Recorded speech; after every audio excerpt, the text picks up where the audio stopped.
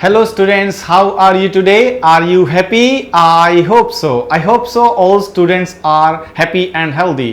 Student welcome to reading learning. मैं कपिल गिरधर एक बार फिर से आप सभी स्टूडेंट्स का रीडिंग लर्निंग यूट्यूब चैनल पर स्वागत करता हूं। आप सभी स्टूडेंट जानते हैं कि लास्ट वीडियो में हमने क्वेश्चन टैग को पढ़ा था और क्वेश्चन टैग के जितने भी बेसिक्स थे, जितने रूल्स थे और एग्जाम स्टाइल में किस किस तरह से पूछा जा सकता है, वो सारे बेसिक्स मैंने आपको कवर कर दिए थे। और आज की वीडियो में हम क्या करने जा रहे हैं कि वो सभी बेसिक्स जो आपने पढ़े थे, अब उनको हम एग्जाम स्टाइल के क्वेश्चंस में देखेंगे। और आज की क्लास में मैं कुछ क्वेश्चंस आपको प्रैक्टिस कराऊंगा और उसमें वो सभी रूल्स को अप्लाई करेंगे। तो विदाउट वेस्टिंग एनी टाइम आज की प्रैक्टिस स्टार्ट करते हैं। ओके स्टूडेंट्स, देखिए ध्यान से। तो आज क्या करेंगे, क्वेश्चन टैग की हम प्रैक्टिस करेंगे और प्रैक्टिस में आप लोगों को क्या करना होगा, find out the error part of the following sentences. नीचे सभी सेंटेंसेस में कुछ पार्ट में मिस्टेक होगा। देखो एक पूरा सेंटेंस लिखा हुआ है तो आपको बताना है कि which part has an error, कि कौन से पार्ट में ग्रामेटिकली कोई मिस्टेक किया हो गया। आप देखो एग्जाम में जब भी आपके सामने इस तरह का क्वेश्चन आता है तो डेफिनेटली एग्जामिनर क्या करता है, इनको 4 पार्ट्स में डिवाइड कर देता है। एक ही स्टेटमेंट को 4 पार्ट्स में डिवाइड करते हैं और डिवाइड करने के बाद ए, बी, सी और एक डी, आपको कितने ऑप्शंस मिल जाते हैं, 4 ऑप्शंस मिल जाते हैं, जिसमें से 4th ऑप्शन होता है नो एरर, उसमें कोई मिस्टेक नहीं है। तो आज की क्लास में इसी चीज को बड़े ध्यान से प्रैक्टिस करनी है। और आप ध्यान देना कि क्वेश्चन टैग के बेसिक्स जिसके क्लियर हैं, जिसके टेंस क्लियर है, तो बड़े आसानी से इन क्वेश्चंस को वो सॉल्व करेगा। तो आज स्टार्ट करते हैं फर्स्ट क्वेश्चन देखिए स्टूडेंट्स क्या लिखा हुआ है, you will be 16 on your next birthday, won't you be, ये आपका स्टेटमेंट है।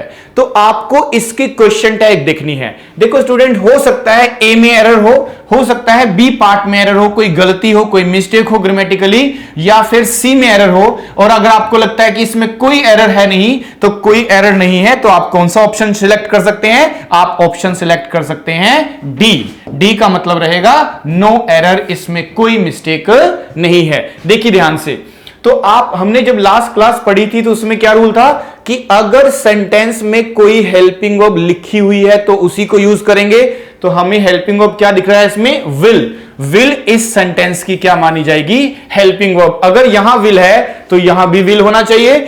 और यह पढ़ा था कि if the sentence is positive then question tag must be negative. तो विल का नेगेटिव क्या लिखा हुआ है, वांट। और उसके बाद हमें सब्जेक्ट यू लिखना था, तो क्या बी लिखने की जरूरत पड़ेगी, बिल्कुल नहीं, इस बी को लिखने की कोई जरूरत नहीं है। तो एरर कहां शो कर दिया जाएगा, सी पार्ट में। ओके डियर, सी पार्ट में एरर होगा, क्योंकि देखिए ये पार्ट में एरर होता तो ए में माना जाता, फिर इस पार्ट में एरर है तो बी माना जाएगा, इस पार्ट में एरर है तो सी माना जाएगा, और नो एरर है तो किसको मार दिया जाएगा, डी में। तो इसमें मिस्टेक है और इसकी क्वेश्चन टैग गलत बनी हुई है, बी लगाने की जरूरत नहीं है, क्योंकि हमने बनाना है short type of question. Okay dear student, small type of question हमें बनाना होता है, इसीलिए इसमें एरर मान लिया जाएगा। ओके आगे देखिए, अब नेक्स्ट देखिए फटाफट से। नेक्स्ट क्वेश्चन क्या है, he should help his poor brother, shouldn't he, इस तरह से हमें। अब देखो इसमें हेल्पिंग वर्ब क्या लिखा हुआ है, इसमें हेल्पिंग वर्ब लिखा हुआ है शुड, और इस स्टेटमेंट को पढ़ने से लग रहा है ये पॉजिटिव स्टेटमेंट है। अगर स्टेटमेंट पॉजिटिव होती है तो क्वेश्चन टैग कैसा बनता है, नेगेटिव, और शुड का नेगेटिव क्या होता है, शुडेंट, और इसका प्रोनाउन भी क्या है, ही, और यहां पर भी क्या लिखा हुआ है, ही। इसका मतलब इस सेंटेंस में कोई एरर नहीं है। आप किसको सिलेक्ट करोगे, डी को। बिल्कुल सही क्वेश्चन टैग बनी हुई है इसकी। ओके डियर, ऐसा मत जबरदस्ती मिस्टेक नहीं निकालना आप लोगों। आप लोग क्या करते हो, जबरदस्ती मिस्टेक निकालते हो कि सेंटेंस, आप एग्जाम्स में जो क्वेश्चन देखते हो ना, कभी कभी नो एरर भी होता है। आपको इस चीज की हैबिट बनानी है कि कभी कभी सेंटेंस में एरर नहीं भी हो सकता है। तो आप ध्यान देना कि बिल्कुल सही लिखा है, शुड का शुडंट हो गया और ही का ही लिख दिया गया, तो इसमें कोई एरर नहीं होगा। ओके डियर स्टूडेंट्स, आगे देखते हैं नेक्स्ट क्वेश्चन। अब नेक्स्ट क्वेश्चन देखिए, most of them voted against the proposal didn't we. अब देखिए ध्यान से, अब इसमें क्या लिखा कि इसमें एक वर्ब लिखी हुई है वोटेड, इसमें बिल्कुल भी कोई हेल्पिंग वर्ब कहीं भी मेंशन नहीं की गई है। No is am are, no was were, कोई हेल्पिंग वर्ब नहीं है इसके अंदर।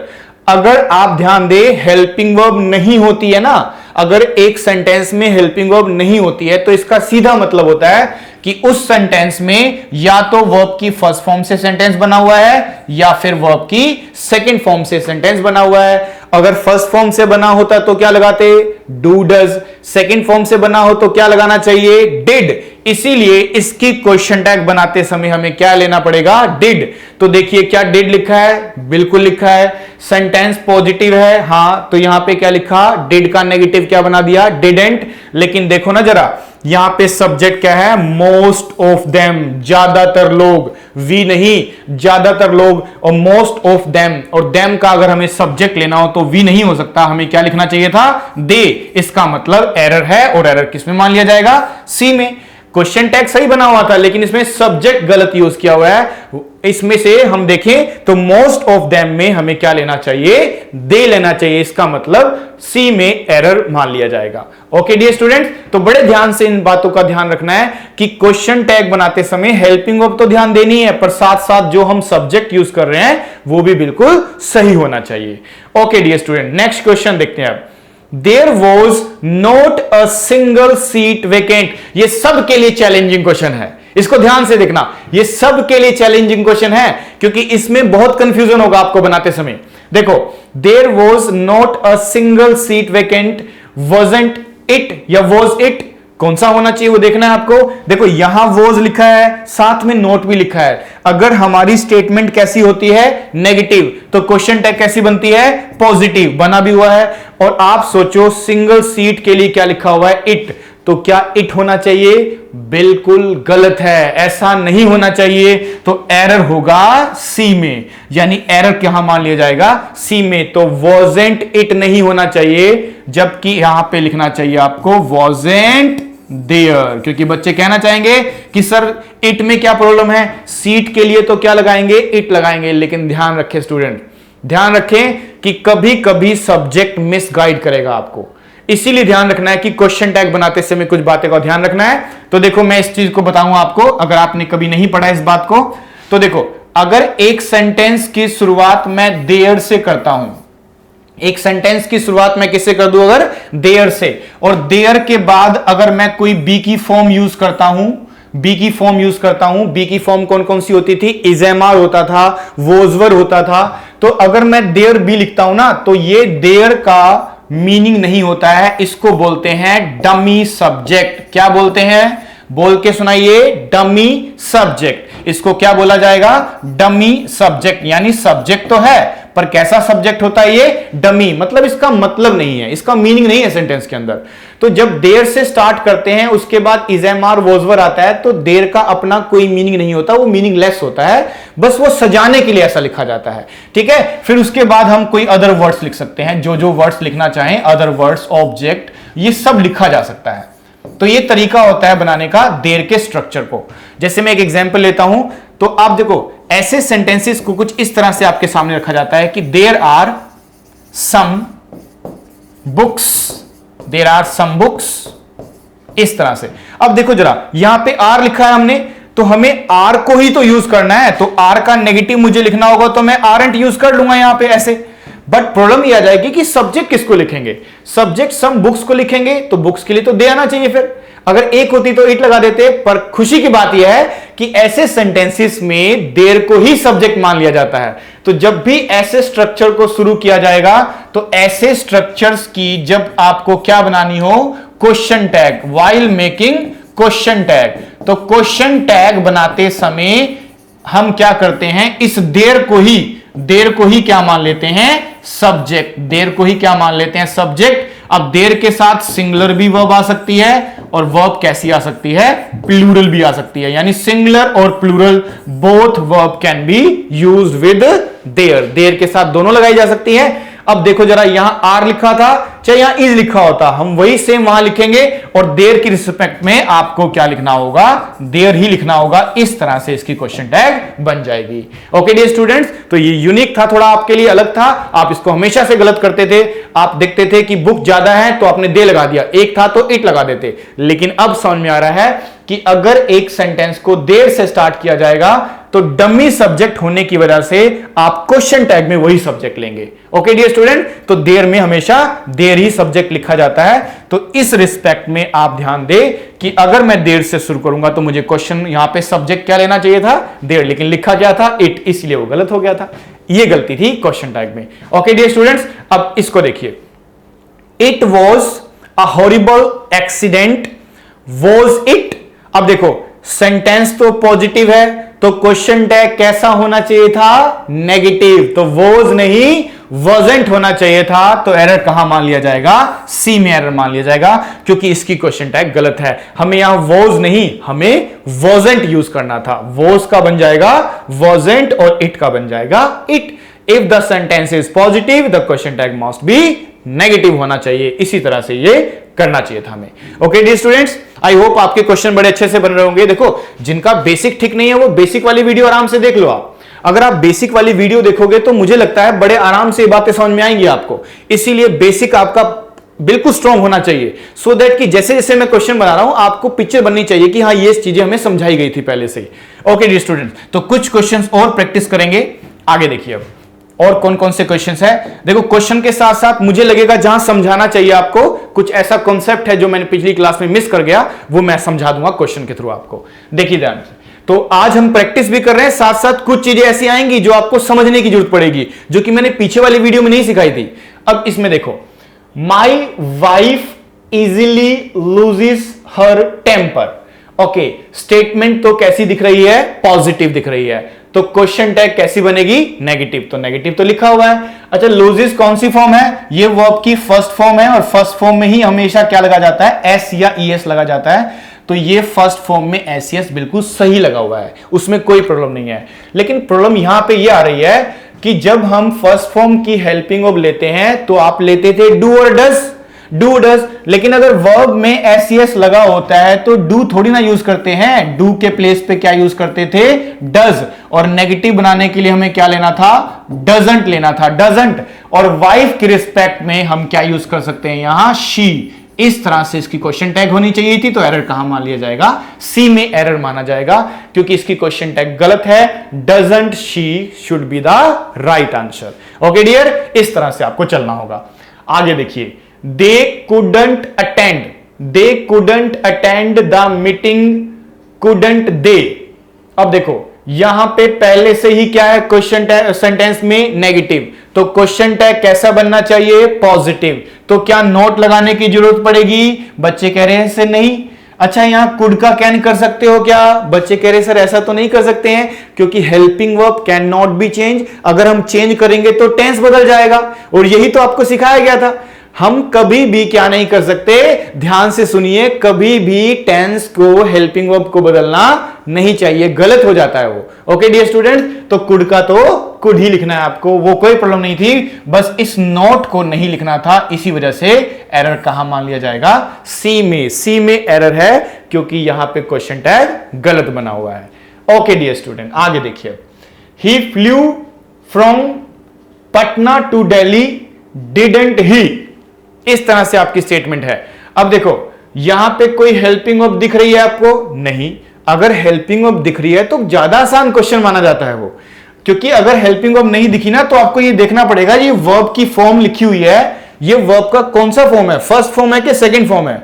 तो फ्लाई का सेकंड फॉर्म क्या होता है डियर स्टूडेंट्स, फ्लू। इसका मतलब ये वर्ब की कौन सी फॉर्म मानी जाएगी, सेकंड फॉर्म। और आप सब जानते हैं सेकंड फॉर्म की हेल्पिंग वर्ब हमने क्या लिखवाई थी आपको, डिड, क्योंकि पास्ट इंडेफिनिट की हेल्पिंग वर्ब डिड होती है। तो इसका आंसर किससे बनना चाहिए, डिड से बनना चाहिए। सेंटेंस पॉजिटिव है तो क्वेश्चन टैग कैसी बनती है, नेगेटिव। तो डिड का क्या बन गया, डिडेंट। और यहां सब्जेक्ट क्या है, ही, और यहां भी क्या लिखा हुआ है, इसका मतलब नो एरर, बिल्कुल भी गलती नहीं है डी में, इसमें कोई मिस्टेक नहीं पाई गई, बिल्कुल एक्यूरेट से लिखा हुआ है, कोई प्रॉब्लम नहीं लिखा, बिल्कुल सही लिखा हुआ question tag. Okay dear students, इस तरह से चलना है आपको। तो ऐसा मत समझना हर बार गलत होगा, कभी कभी ठीक भी होगा। इसी से तो पता चलेगा ना कि आप तुक्का मार रहे हो क्या समझ रहे हो। जो तुक्का मार रहा होगा हर बार गलती सोचेगा कि क्वेश्चन टैग तो गलती तो होगी।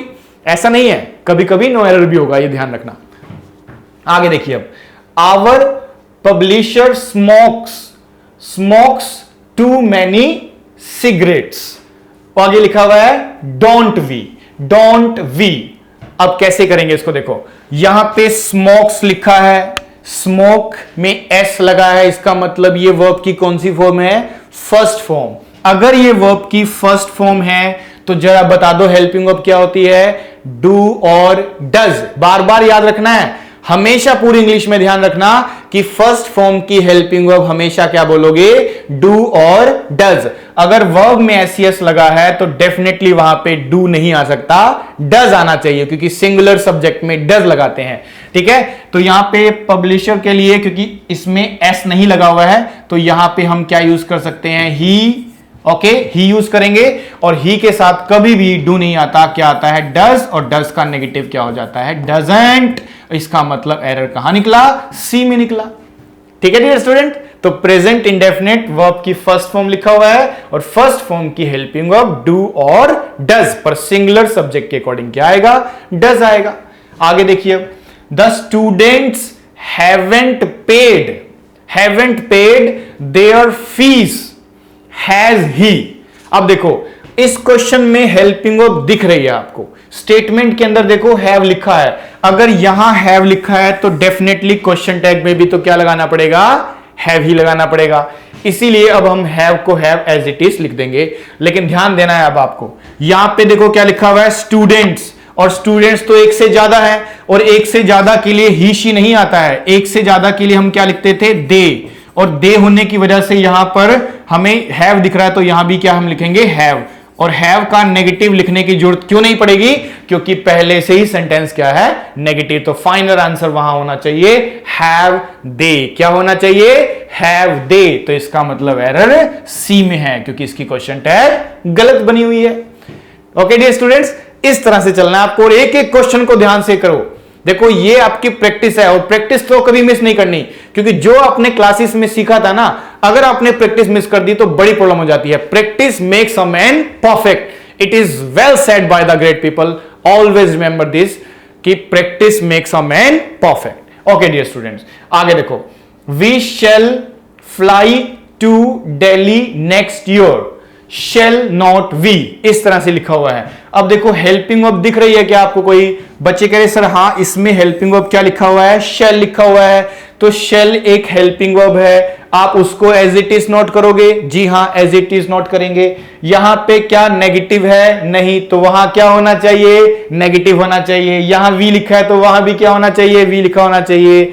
सही है कि गलत है। अब बच्चे कह रहे सर सही है, लेकिन आप ये मत बोलो कि आपको बोला था ऑलवेज यूज शॉर्ट फॉर्म्स, हमेशा क्या यूज करना है, शॉर्ट फॉर्म्स यूज करनी है। तो शैल नॉट से काम नहीं चलेगा, शैल नॉट का शॉर्ट फॉर्म लिखना है। और हम क्या लिखते थे इसको, शैल का SHA लिखते थे, और एन लगाने के बाद हम लिखते थे शेंट, शेंट। तो क्या होना चाहिए था, शेंट वी, लेकिन लिखा क्या है, शैल नॉट वी, इसलिए गलत होगा, यानी होना चाहिए था शेंट वी। ये इसका सही आंसर होगा। ओके, तो शेल नोट से काम नहीं चलेगा, उसकी क्या चाहिए होगी, आपको शॉर्ट फॉर्म चाहिए होगी।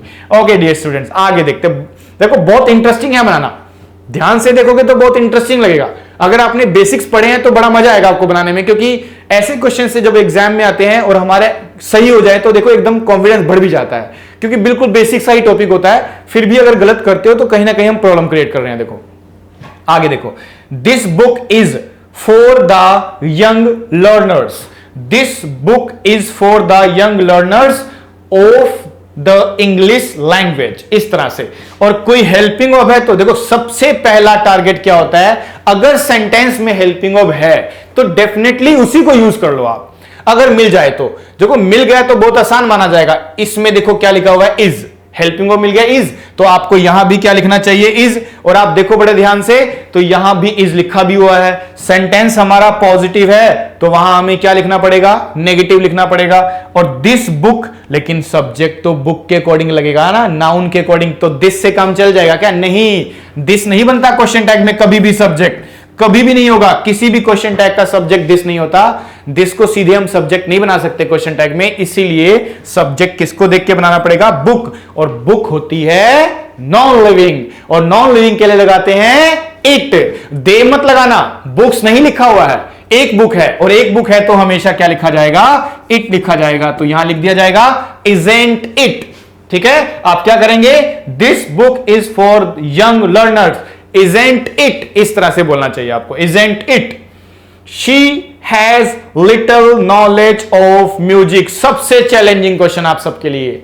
अब आप देखो यहां पे आप एक नया चीज समझोगे, क्योंकि मुझे साथ साथ कुछ क्वेश्चन की चीजें आपको समझानी भी है बीच बीच में, तो कॉन्सेप्ट भी दे रहा हूं, साथ साथ क्वेश्चन की प्रैक्टिस भी करा रहा हूं मैं आपको। देखो, she has little knowledge of music. अब ध्यान से देखो, हमें लगेगा सेंटेंस तो बिल्कुल पॉजिटिव नजर आ रहा है, तो क्वेश्चन टैग कैसा होना चाहिए, नेगेटिव होना चाहिए। ठीक है जी, हैज का क्या बना दिया आपने, हैजंट बना दिया, क्योंकि हेल्पिंग वर्ब क्या लिखी है हमारे पास, हैज। शी का भी क्या लिखा हुआ है, शी लिखा है, फिर भी ये एरर माना जाएगा, और एरर कहां माना जाएगा, सी में। अब बच्चे कंफ्यूज हो जाएंगे, सर एरर तो नहीं है इसके अंदर, क्योंकि हमारे हिसाब से तो बिल्कुल सही है ये, क्योंकि आप लोगों के हिसाब से तो हैज का क्या हो गया, हैजंट, और शी का शी, क्योंकि पॉजिटिव होने की वजह से आपने क्या बना दिया होगा, नेगेटिव।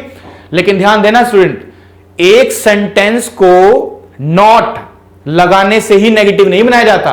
कभी कभी सेंटेंस को नेगेटिव बनाने के लिए कुछ नेगेटिव सेंस रखने वाले वर्ड भी यूज किए जाते हैं। ओके डियर स्टूडेंट्स, तो ध्यान रखें, जब कोई सेंटेंस में नेगेटिव सेंस वाला वर्ड आता है तब भी सेंटेंस क्या माना जाएगा, नेगेटिव। और यहां पे देखो क्या लिखा हुआ है, लिटिल। लिटिल का मतलब क्या होता था बताओ, little, a little, the little. कितना परेशान करता है हमारे को ये कॉन्सेप्ट। ध्यान दे, लिटिल का मतलब होता है ऑलमोस्ट निल, ना के बराबर, इतना कम जिससे गुजारा नहीं चलेगा। अगर कोई बोलता है स्टूडेंट कि मेरे पास लिटिल मनी है, तो लिटिल मनी का मतलब कितनी मनी है उसके पास, इतनी मनी है जिससे उसका गुजारा नहीं चलने वाला है।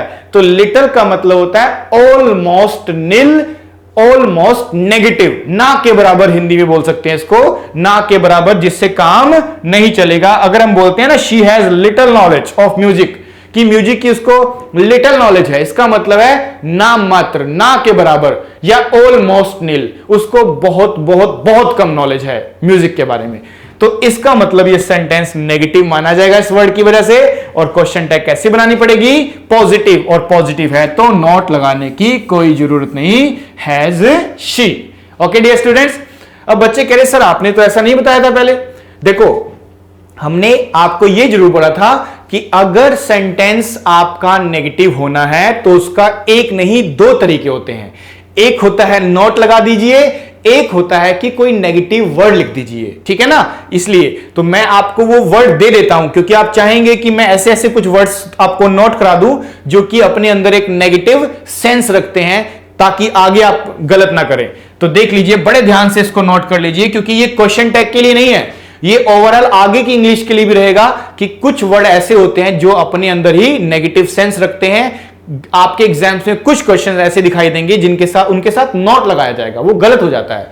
तो देखिए, इस तरह से आप इसको नोट करें कि अगर हमें सेंटेंस को क्या बनाना हो, नेगेटिव, अगर हम एक सेंटेंस को क्या बनाना चाहते हैं, नेगेटिव, तो नेगेटिव बनाने के हमारे पास कितने मेथड होंगे, 2 मेथड्स। एक होगा कि आप उसके अंदर क्या ऐड कर दे, सेंटेंस के अंदर नॉट, जो कि मुझे लगता है सब स्टूडेंट्स को अच्छे से पता होता है कि अगर हम एक सेंटेंस में क्या लगा दें, नॉट लगा देते हैं, तो सेंटेंस हमारे लिए क्या बन जाता है, नेगेटिव बन जाता है। तो सबको पता है, इसमें कोई प्रॉब्लम नहीं है। लेकिन आपको यह नहीं पता कि कभी कभी नेगेटिव सेंस वाले कुछ वर्ड्स भी हो सकते हैं, नेगेटिव सेंस वाले कुछ वर्ड्स भी हो सकते हैं जिनके अंदर एक नेगेटिव सेंस होती है, तो उनको भी आपको ध्यान रखना पड़ेगा। तो कुछ नेगेटिव सेंस रखने वाले वर्ड्स भी हो सकते हैं, उनको भी हम ध्यान रखेंगे। कौन कौन से वर्ड्स हैं जरा नोट कर लीजिए, क्योंकि देखो, अगर मैंने कोई नेगेटिव सेंस वाला वर्ड यूज कर लिया तो वो सेंटेंस हो गया नेगेटिव। अगर मैंने नोट लगा दिया तब भी सेंटेंस क्या हो गया, नेगेटिव। पर राइटर कभी कभी इसके अंदर क्या बनाता है, सुपरफ्लोज। सुपरफ्लोज, बच्चे कह रहे सर सुपरफ्लोज क्या होता है, सुपरफ्लोज का मतलब होता है अननेसेसरी वर्ड। क्या बनता है, अननेसेसरी वर्ड। सुपरफ्लोज का मतलब होता है अननेसेसरी वर्ड, मतलब मोर देन रिक्वायर, जितना चाहिए था उससे फालतू यूज कर रहे हैं। जब एक बार नोट आ गया है तो नेगेटिव सेंस वाला वर्ड क्यों लगाएंगे, जब नेगेटिव सेंस वाला वर्ड आ गया तो नॉट क्यों लगाएंगे, दोनों नहीं आने चाहिए कभी भी। इसीलिए अगर नेगेटिव सेंस वाले वर्ड के साथ अगर आप क्या देखते हैं लिखा हुआ नॉट, तो वो ग्रामेटिकली हो जाता है इनकरेक्ट, उसको नहीं लिखना चाहिए। क्या क्या वर्ड है जरा लिख लीजिए ध्यान से। बड़े ध्यान से नोट कर लीजिए। आप देखो नीदर होता है एक वर्ड क्या हुआ, नीदर। इसको नाइदर या नीदर दोनों प्रोनाउंस करते हैं। None, neither, none, nobody, no one, unless, until, unless, until, hardly, hardly का मतलब क्या होता था, बड़ी मुश्किल से। scarcely, hardly, scarcely, rarely, barely, rarely, barely, few, few, few का मतलब क्या होता है, ना के बराबर। Little, little, few, little. और कोई वर्ड्स, और भी कोई एक आध वर्ड हो सकता है, आप और क्या यूज कर सकते हैं, लेस्ट, LEST, लेस्ट। लेस्ट का मतलब होता है कहीं ऐसा ना हो कि, ठीक है स्टूडेंट्स। तो कुछ इस तरह के वर्ड्स, नेवर, नो, ठीक है, एसेट्रा, ETC, एसेट्रा। तो कुछ इस तरह के वर्ड्स, अगर सेंटेंस में इस तरह के वर्ड्स लिखे हैं तो इनसे भी हमारा सेंटेंस क्या बन जाएगा, नेगेटिव। तो क्वेश्चन टैग कैसी बनानी पड़ेगी, हमें हमेशा पॉजिटिव क्वेश्चन टैग बनानी है बिना नॉट के, क्योंकि अगर मैं नेगेटिव सेंस वाला वर्ड लूंगा तो उसके साथ कभी भी नॉट नहीं लगाया जा सकता। इस बात का ध्यान रखिए। एक और वर्ड लिख लीजिए, सेल्डम। सेल्डम का मतलब ये होता है कभी कभार, कभी कभार। तो इन वर्ड्स को अगर मैं टारगेट करूं तो इनको नेगेटिव सेंस वाले वर्ड बोलते हैं और इनके साथ कभी भी क्या नहीं किया जा सकता, नोट नहीं लगाया जा सकता। इसको ध्यान से रखना। ओके डियर स्टूडेंट्स, इस वजह से आप समझो लिटिल और फ्यू दोनों का एक ही मीनिंग होता है। लिटिल हम काउंटेबल नाउन के साथ लगाते हैं, जैसे little, little boys, sorry few को किसके लिए लगाया जाता है, काउंटेबल के साथ। तो फ्यू बॉयज लिख दो आप, फ्यू बॉयज, फ्यू चेयर्स, इसका मतलब बहुत कम। और लिटिल को किसके लिए यूज करते हैं, अनकाउंटेबल, जिसको गिन नहीं सकते, जैसे लिटिल मनी हो गया, लिटिल मिल्क हो गया, ऐसे वर्ड्स। तो इस तरह से चलना पड़ेगा आपको। इन वर्ड्स को हम क्या मान लेते हैं, नेगेटिव। तो दैट्स व्हाई अब आप समझ पाओगे कि लिटिल एक नेगेटिव वर्ड है, तो क्वेश्चन टैग पॉजिटिव बनना चाहिए। आगे समझ में अच्छे से। नेक्स्ट देखो, कुछ क्वेश्चन और है अभी आपके लिए, बड़े ध्यान से इन क्वेश्चंस को सॉल्व करो और कुछ लॉजिक्स हैं उसको समझते चले जाओ। देखो, one should always mind one's own business, इस तरह से चलना पड़ेगा अब आपको। देखो, जो जो कॉन्सेप्ट मुझे लग रहा है अब आपको समझाना है वो सब देखो, कुछ आपको पहले से आता है और कुछ अब नए समझ रहे हो आपको। जैसे नेगेटिव वर्ड वाला समझा, ठीक है स्टूडेंट्स, आपने नेगेटिव वर्ड वाला आज ही समझा है, देर वाला आज ही समझा है। तो अब देखो, वन शुड ऑलवेज माइंड। अच्छा, इस वन का मतलब बता दो क्या होता है, ध्यान से सोच के बताइए, इसका वन का मतलब क्या होगा। क्या इस वन का मतलब एक है, या इस वन का मतलब ऑल है? इस वन का मतलब एक नहीं है, इस वन का मतलब है ऑल। क्योंकि अगर मैं ऐसे बोलता हूं कि one should always mind one's own business, तो मैं सिर्फ एक इंसान को नहीं बोल रहा हूं, यह बात मैं सबके लिए बोल रहा हूं, और इसका मतलब हुआ ऑल। और आप समझो, जैसे ही आप एक बॉय लिखते हो ना, तो उसका सब्जेक्ट आपके पास क्या होता है, बॉय का सब्जेक्ट क्या लिखते थे, ही। गर्ल का सब्जेक्ट क्या लिखते थे, शी। नॉन लिविंग के लिए क्या लगाते थे, इट। और एक से ज्यादा के लिए क्या लगाते थे, दे। ऐसे ही वन, अगर वन का मीनिंग क्या बन जाता है, वन का मीनिंग ऑल होता है, सबके लिए। तो वन अपने आप में एक सब्जेक्ट बन जाता है, उसको अलग से कोई प्रोनाउन की जरूरत नहीं पड़ती, और वन का सब्जेक्ट वन ही होता है। इसीलिए देखो, one should always mind, his नहीं लिखा है, क्या लिखा हुआ है, वंस ऑन बिजनेस। तो जब इसकी क्वेश्चन टैग बनेगी तो शुड का शुडंट, तो यहां तक तो सही लिखा है, शुड का शुडंट हो गया, लेकिन यहां ही लगाने की जरूरत थोड़ी ना थी, क्योंकि वन अपने आप में एक सब्जेक्ट है, तो इसका वन का क्या हो जाएगा, वन। इसीलिए एरर कहां मान लिया जाएगा, सी में मान लिया जाएगा। ठीक है ना, इसको अच्छे से नोट कर लीजिए अलग से, कि अगर मैं कभी भी वन यूज करूं, मैंने क्या यूज किया, वन, और इस वन का मीनिंग जो देख पा रहे हैं वो क्या बन रहा है, ऑल, मतलब वो सब के लिए बोला गया सेंटेंस। तो इस रिस्पेक्ट में जब आप क्या बनाएंगे, क्वेश्चन टैग, तो क्वेश्चन टैग बनाते समय हमेशा वन का सब्जेक्ट वन ही लिखना पड़ेगा। ठीक है ना। और जो वर्ब है एज इट इज आप जो भी लिखेंगे वर्ब, सिंगुलर प्लूरल, सिंगुलर ही होती है हमेशा, सिंगुलर वर्ब आप इसके साथ लिख देंगे, जो भी लिखी जाएगी। शुड है तो शुड लिखो, इज है तो इज लिखो, जो भी लिखा जाएगा एज इट इज नोट किया जाएगा। तो वन का सब्जेक्ट क्या होता है, वन होता है, इस बात का ध्यान रखें। ओके डियर स्टूडेंट्स, आगे चलते हैं, नेक्स्ट क्वेश्चन देखते हैं। अब नेक्स्ट क्वेश्चन देखो क्या है, somebody has recently left the job, somebody has recently left the job, hasn't he? अब जरा ध्यान से देखो तो इसमें somebody यूज किया गया है और यहां पे has यूज किया गया है। somebody has recently left the job, hasn't he? क्या हैज ठीक लिखा है? बच्चे कह रहे बिल्कुल सही लिखा है सर, क्योंकि देखो ना यहां पे हैज लिखा है, हैज तो यहां भी लिखा हुआ है, सेंटेंस पॉजिटिव है तो क्वेश्चन टैग नेगेटिव भी बना हुआ है, और somebody की रिस्पेक्ट में क्या लगा दोगे, कोई एक ही लगा दो आप, और जैसे ही लगाओगे गलत हो जाएगा, जैसे ही लगाओगे गलत हो जाएगा।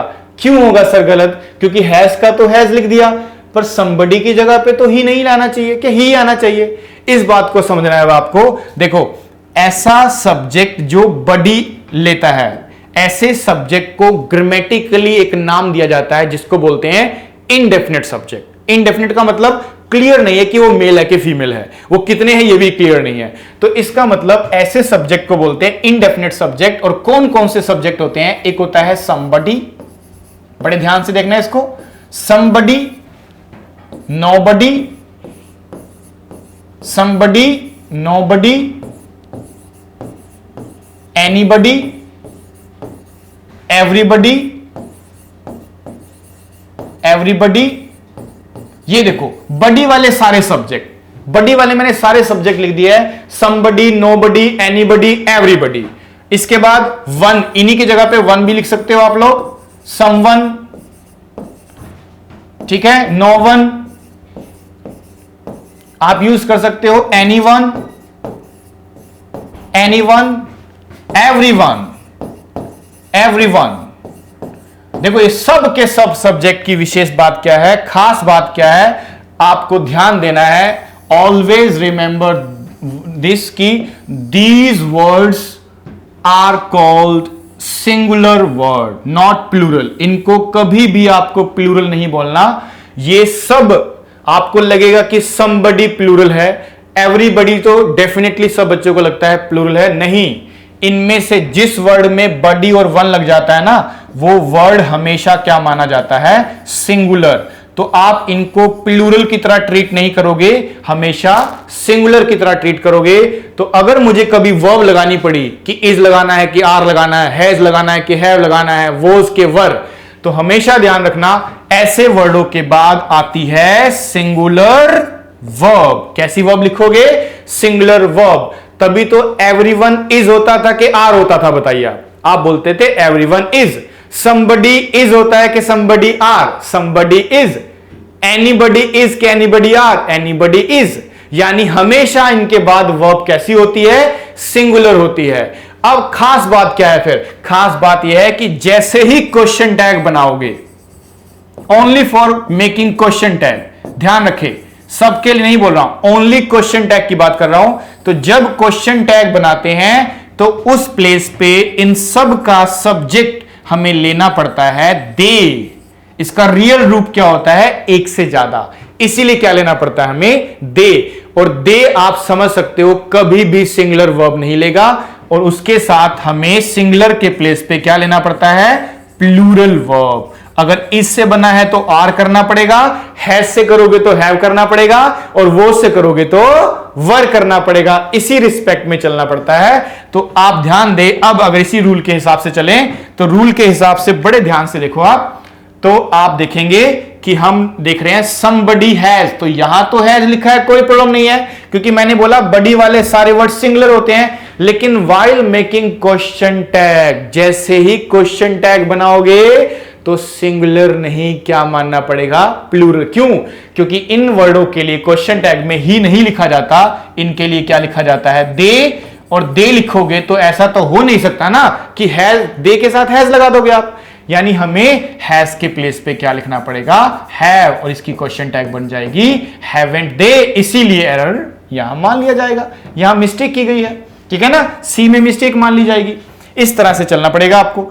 तो बड़ी वाले सारे वर्ड अगर कभी भी आपको उनका क्या बनाना हो, क्वेश्चन टैग बनाना हो, या वन वाले वर्डों का, तो हमेशा दे लिखना, और दे की रिस्पेक्ट में सिंगुलर नहीं प्लूरल वर्ब लेनी पड़ेगी आपको। ओके डियर स्टूडेंट्स, तो इस बात को बड़े ध्यान से अच्छे से नोट कर लो, जो मैंने आपको समझाया कि बड़ी वाले सारे वर्ड क्या होते हैं, सिंगुलर होते हैं, और जैसे मैं इनको प्लूरल बनाता हूं तो मुझे क्या लिखना पड़ेगा, दे, और दे के साथ आती है हमेशा प्लूरल वर्ब आती है। ओके डियर स्टूडेंट्स, चलिए नेक्स्ट क्वेश्चन देखते हैं। Honesty is the best policy, honesty is the best policy, isn't this, मैंने अभी बोला दिस तो किसी का भी सब्जेक्ट नहीं बनेगा। अब देखो इसका इजंट सही लगता है पढ़ने में, कोई प्रॉब्लम नहीं है, तो आगे ऑनेस्टी तो अनकाउंटेबल है, ये लिविंग तो है नहीं ना, नॉन लिविंग में आएगा, और नॉन लिविंग अगर अनकाउंटेबल एक होता है तो हमें क्या लिखना पड़ता है उसके लिए, इट, तो इसका आंसर होना चाहिए इजंट इट होना चाहिए, इजंट इट होना चाहिए। ओके डियर स्टूडेंट्स, चलो लास्ट क्वेश्चन है, और बड़ा ट्विस्ट है इसके अंदर, ध्यान से बनाना। आपने जो पढ़ा था थोड़ा कंफ्यूज हो जाओगे आप। देखो, open the door don't you, open the door don't you. अब देखो बेसिक नॉलेज हमें क्या कहेगा, बेसिक नॉलेज हमें कहेगा कि ओपन तो वर्ब की कौन सी फॉर्म है, फर्स्ट फॉर्म है। अगर ये फर्स्ट फॉर्म है, सोचिए जरा, तो अगर ये फर्स्ट फॉर्म मैंने लिख दिया आपके लिए, तो डेफिनेटली आप लोग डू और डज लगाएंगे, और जैसे ही लगाओगे क्वेश्चन गलत हो जाएगा आपका, नहीं लगा सकते हैं आप, डू डज नहीं लगाया जा सकता। क्यों नहीं लगाया जा सकता सर, इसको आपको सीखना है। अब देखो, अच्छा मैं आपसे पूछना चाहूंगा कि अगर मैं यहां तक बोलूं तो बताओ ये कौन सा टाइप ऑफ सेंटेंस है। बच्चे कहेंगे सर ये वर्ब की फर्स्ट फॉर्म से शुरू हो रहा है, और अगर ये फर्स्ट फॉर्म से शुरू हो रहा है तो ऐसे सेंटेंस को तो मुझे ऐसा लगता है आप लोग बोलोगे इंपेरेटिव सेंटेंस, और बिल्कुल सही बोल रहे हो आप लोग। अरे इंपेरेटिव ही तो है, कॉन्फिडेंसली बोलो ना, कॉन्फिडेंस से बोला करो, कॉन्फिडेंटली बोलो जो बोलना है आपको। तो आप ध्यान दे, वर्ब की फर्स्ट फॉर्म से जब भी सेंटेंस शुरू होगा, कोई भी सेंटेंस हो, दुनिया का कोई भी सेंटेंस जो वर्ब की फर्स्ट फॉर्म से शुरू होता है ना, वही हमारा क्या बन जाता है, इंपेरेटिव सेंटेंस। और इंपेरेटिव सेंटेंस को आप ध्यान दे, इसका रिजल्ट कहां निकलता था, आप ध्यान देना कैसे रिजल्ट निकलेगा। देखो मैंने बोला ओपन द डोर, दरवाजा खोलिए, तो आप सोचो कब खोलोगे आप दरवाजा, आप कहोगे सर जब आपने बोला उसके बाद। ओके ठीक है, प्लीज हेल्प मी, मेरी हेल्प कीजिए, कब करोगे, जब आपने बोला उसके बाद, फ्यूचर में। Please subscribe to my channel, कब करोगे सब्सक्राइब, अभी तक तो नहीं किया, जब आपने बोल दिया सर उसके बाद, पहले तो नहीं किया था अब जरूर कर देंगे, तो please subscribe to my channel. आप कहोगे सर अब करेंगे जब आपने बोला। अच्छा, जब भी कभी हमने फर्स्ट फॉर्म को पहले नंबर पे बोला तो उसका रिजल्ट फ्यूचर में आ रहा है, तो इसकी हेल्पिंग वर्ब भी तो फ्यूचर में बनानी चाहिए हमें। इसीलिए क्वेश्चन टैग बनाते समय ध्यान रखना, क्वेश्चन टैग बनाते समय imperative sentence, only imperative sentence. जिनको नहीं पता इंपेरेटिव सेंटेंस, मेरी जो वीडियोस है ना उसमें डिटेल में बताया है, प्रेजेंट इंडेफिनिट सिखाते समय, आप ध्यान से देख लेना। इंपेरेटिव सेंटेंस दुनिया का वो सेंटेंस होता है जो वर्ब की फर्स्ट फॉर्म से शुरू होता है, इकलौता ऐसा सेंटेंस होता है जो वर्ब की फर्स्ट फॉर्म से शुरू होता है, और ये हमेशा सामने वाले इंसान के लिए बोला जाता है, आगे सामने वाले इंसान, और सामने वाले इंसान का सब्जेक्ट हमेशा क्या होता है, यू। लेकिन आप सोचो, लेकिन इसका रिजल्ट तो फ्यूचर में दिखाई देगा आपको, कि जैसे मैंने कोई सेंटेंस बोला उसका रिजल्ट कब आएगा, फ्यूचर में।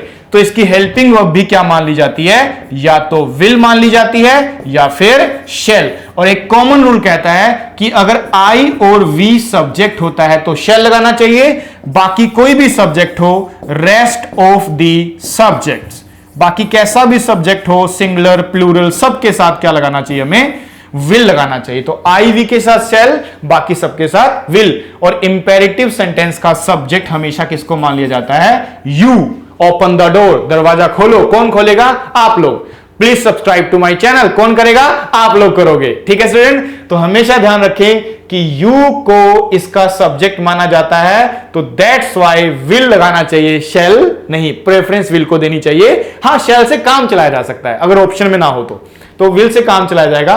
तो अब देखो इसका क्वेश्चन टैग बनाना है अगर हमें, तो ओपन द डोर का हम यहां पे डोंट यू तो नहीं बनाएंगे, हमें यहां पे क्या बनाना पड़ेगा, वांट। विल का क्या बनाना था हमें, want तो हो जाएगा want you, इसका आंसर होगा want you। इस तरह से चलना पड़ेगा आपको।